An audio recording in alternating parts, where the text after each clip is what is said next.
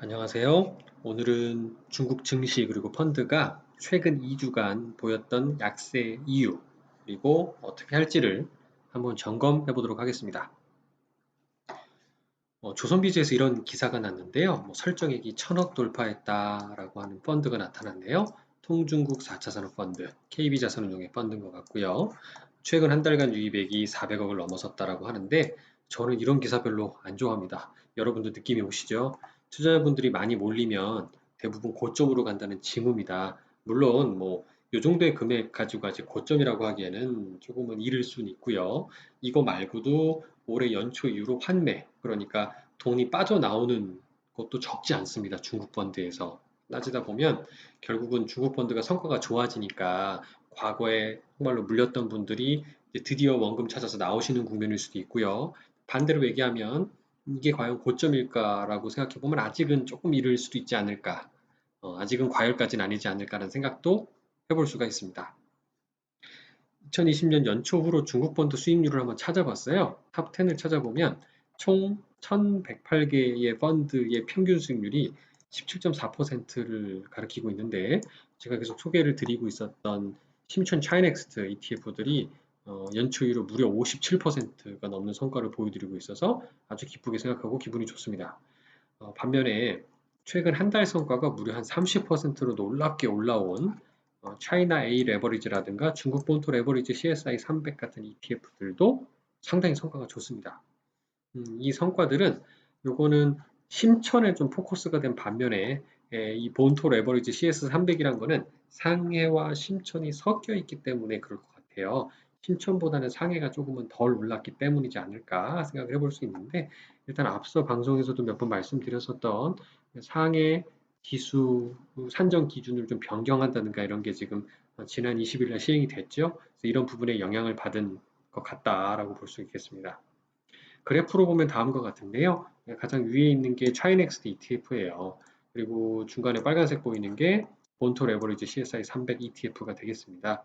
이거는 앞서 말씀드린 것처럼 상해 대비 파란색으로 보이는 심천이 굉장히 많이 올랐죠. 그래서 이걸 섞어 놓은 CSI 300은 요 정도 수준인 것 대비 결국 올해 상승이 많았던 성과가 좋았던 중국 펀드들의 속성들을 집약을 해보면 공통점이 심천 시장의 비중을 많이 가지고 있고 심천에 포커스가 되어 있는 그런 펀드들이 성과가 좋았다라는 걸 생각해 볼 수가 있습니다. 그리고 특히 차이넥스트라고 하는 창업한 쪽의 종목들이 더 많이 각광을 받았을 거다라고 이제 짐작을 해볼 수 있겠죠. 같은 얘기가 이제 차이넥스트죠. 근데 저는 흥미롭게도 여기 그 연두색, 그 연한 파란색으로 보이는 메리츠 차이나라는 펀드의 성과가 이렇게 좋다는 거에 되게 놀랐어요. 액티브 펀드에 대한 시장에 관심이 많이 없으시고 판매만 많이 하고 있지만 이 메리츠 자산운용 같은 경우는 사실 메리츠 코리아는 알겠지만 코리아 이후로 판매사들도 많이 못 잡으셨을 것 같고요. 앞서 기사에 나왔던 KB 자산운용의 통중국 펀드는 지금 탑 10에도 안 들어와 있죠. 그런 거 대비 메리츠 차이는 성과가 이렇게 좋은데 아마 아는 분만 아름아름 투자하고 계시지 않을까. 상당히 성과가 좋아서 저도 포트폴리오를 한번 뜯어보고 싶은 생각이 좀 들더라고요. 오늘은 못 봤지만 향후에 한번 점검해 보도록 하겠습니다.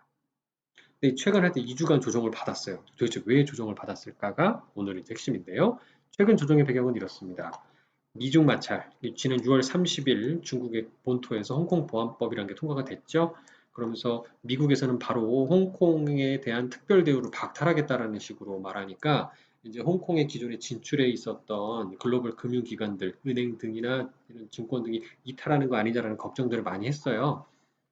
그래서 이걸 기사를 찾아봤는데 이 6월달 기사거든요. HSBC랑 스탠다드 차터드 뱅크니까 SC 은행이죠. 우리나라에도 있습니다. 이 두 개 은행이 이제 차이나 시크릿 보안법에 대해서 백 했다는 거예요. 그러니까 백이 뒤로 간다라는 뜻도 있겠지만 이걸 제가 찾아보면 이 제목에서는 지지하다라는 뜻이에요. 응원한다, 지지한다는 뜻이거든요. 즉 이제 글로벌 은행들이 철수하기보다는 일단 홍콩을 베이스로 영업을 계속 해야 되니까 중국 보안법을 지지한다. 라고 이제 의견을 밝힌 바가 있습니다. 일단 이런 부분은 좀 안정감을 주는 뉴스겠죠. 두 번째는 화웨이발 IT 업종 충격입니다. 근데 요거는 이미 작년 무역 분쟁 때부터 이미 있었던 이슈이기 때문에 오히려 요새 매니저들은 이런 미중 간의 마찰로 인해 피해를 보는 IT 종목들의 비중을 많이 낮추고요. 오히려 중국 정부가 최근에 트렌드가 국산화라고 그랬잖아요.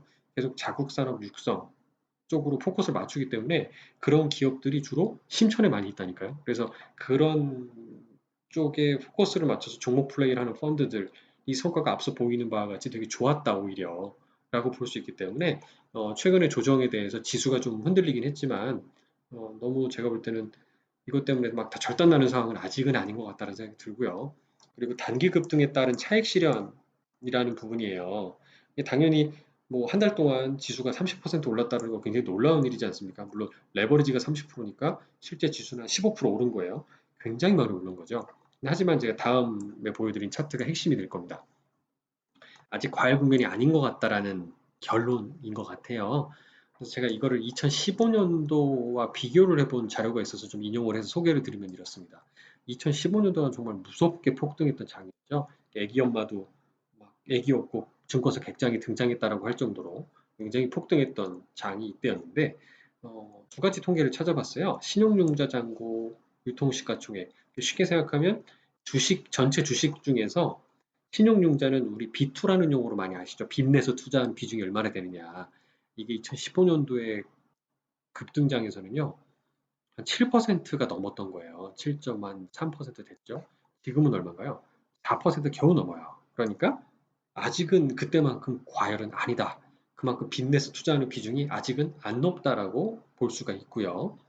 두 번째는 이제 유통시가총액을 사회융자총액으로 나눈 거예요. 이것도 이름이 어렵게 나와 있지만 사회융자총액은 그냥 대출 규모라고 보면 대부분 한 나라의 대출 규모가 줄진 않아요.